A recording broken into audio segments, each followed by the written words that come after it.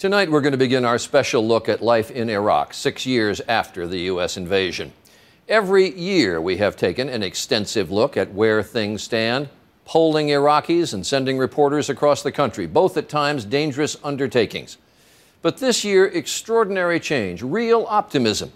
59% of Iraqis now say they feel very safe in their communities, and 65% say things are going well in their own lives, both numbers up dramatically. ABC's Terry McCarthy has reported for us from Iraq for years, and even he is stunned by the changes. Iraq is changing rapidly, even in the way we can report it. Better than my watch?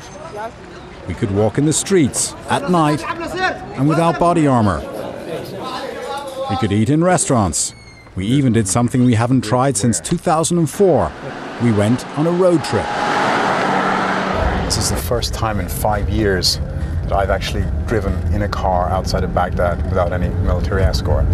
Roger that, man. We began with a drive south from Baghdad to Karbala, passing through an area controlled until recently by Al-Qaeda and known as the Triangle of Death. We met gasoline black marketeers, fish sellers, even stopped for tea.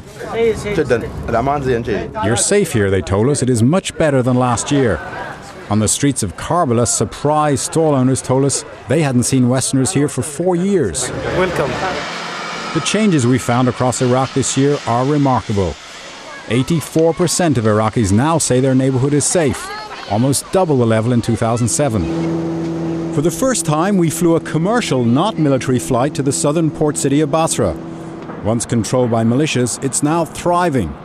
At the port, shipping has increased 300%. Stores are selling cell phones for $600. Wow.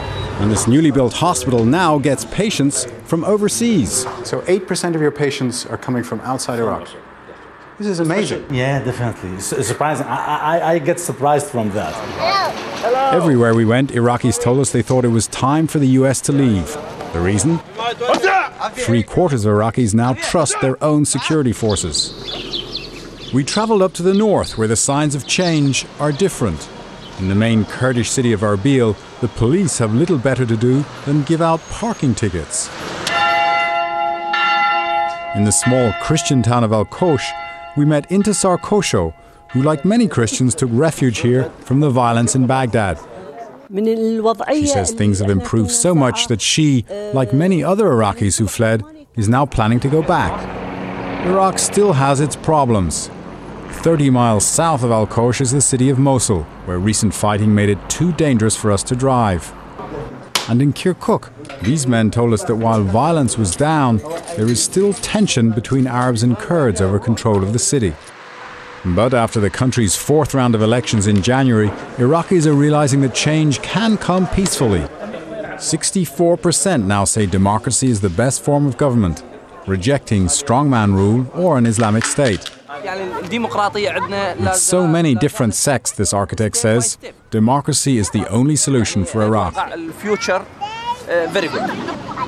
Iraq's troubles may not be solved quite yet. But today, for the first time in 6 years, we found a country finally moving from darkness into light.